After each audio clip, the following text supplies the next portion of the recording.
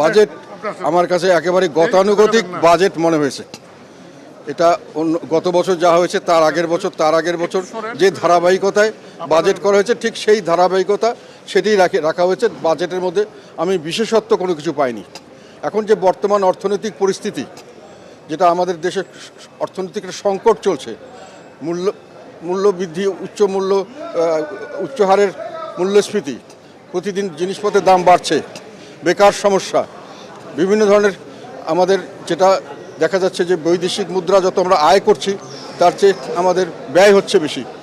Financial accounting আমাদের negative হয়ে গেছে, রিজার্ভ প্রতিদিন কমছে এবং এইসবের ফলশ্রুতিতে আলটিমেটলি গিয়ে আমাদের টাকার অবমূল্যায়ন হচ্ছে ডলারের বিপক্ষে এবং ডলার আমরা সাফিসিয়েন্ট নিতেও পারছি না। তো এই যে একটা ক্রাইসিস চলছে দেশে, এগুলোকে উত্তরণের জন্য কোনো পদক্ষেপ বা কোনো উদ্যোগ আমরা এই বাজেটে লক্ষ্য